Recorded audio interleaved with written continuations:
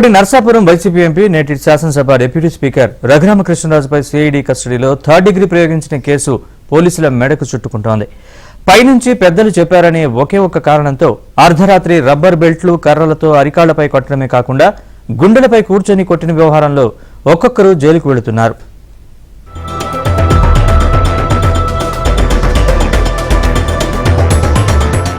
AP శాసనసభ deputy speaker రఘురామకృష్ణరాజుపై 2021లో CID రాజద్రోహం case పెట్టి arrest చేసింది.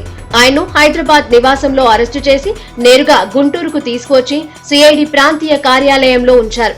అదే రోజు రాత్రి సిఐడి ప్రాంతీయ కార్యాలయంలో రఘురామకృష్ణరాజుపై థర్డ్ డిగ్రీ ప్రయోగించారు. మరుసటి రోజు కోర్టులో హాజరుపరిచిన వెంటనే తనపై థర్డ్ డిగ్రీ ప్రయోగించారని చెప్పడమే కాకుండా ఏ విధంగా జరిగిందనేది కూడా ఆయన న్యాయమూర్తికి వివరించారు.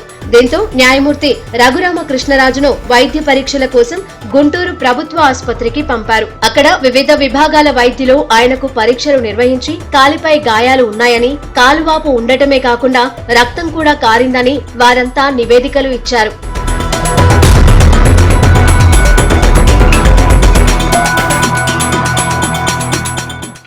అయితే ఆసుపత్రి సూపరింటెండెంట్ గా ఉన్న డాక్టర్ ప్రభావతి మాత్రం ఈ నివేదికలను తన వద్ద ఉంచుకొని అసలు ఎటువంటి గాయాలు లేవని నివేదికను మార్చి కోర్టుకు సమర్పించారని ఆరోపణలు అప్పట్లోనే వెల్లువెత్తాయి. చివరకు రఘురామకృష్ణరాజును సుప్రీంకోర్టు ఆదేశాలతో సికింద్రాబాద్ ఆర్మీ ఆసుపత్రికి తరలించి వైద్య పరీక్షలు నిర్వహించారు. ఇందులో ఆయన కాళ్లకు గాయాలు ఉన్నాయని, బలమైన దెబ్బలు తగిలాయని నివేదిక ఇచ్చారు. ఈ నివేదికను పరిశీలించిన సుప్రీంకోర్టు ఆయనకు బెయిల్ ఇవ్వడమే కాకుండా దీనిపై వెంటనే పరిశీలన జరపాలని కింద కోర్టును ఆదేశించింది. ఆ తర్వాత రఘురామకృష్ణరాజు తనపై థర్డ్ డిగ్రీ ప్రయోగించిన వ్యవహారంలో అధికారులపై చర్యలు తీసుకోవాలని పలుమార్లు విజ్ఞప్తి చేసినప్పటికీ ఉపయోగం లేకుండా పోయింది.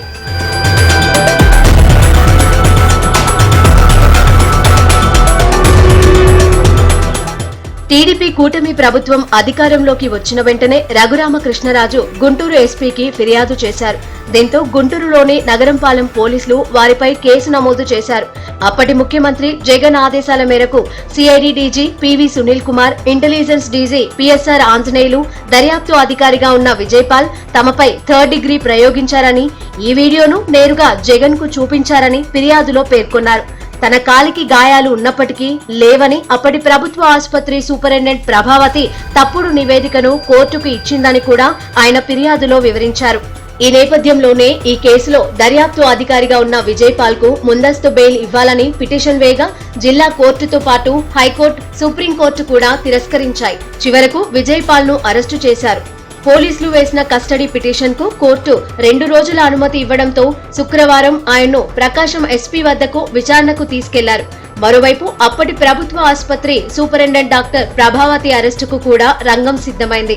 ఇదే కేసులో నిందితులుగా ఉన్న సీనియర్ ఐపీఎస్ అధికారులు పిఎస్ఆర్ ఆంజనేయులు, పివి సునీల్ కుమార్లు మాత్రం నేటి వరకు ఎటువంటి ముందస్తు బెయిల్ పిటిషన్లు దాఖలు చేయలేదు. ప్రస్తుతం ఈ కేసులో ఉన్న నిందితులకు ముందస్తు బెయిల్ రావడం కూడా కష్టంగా మారింది.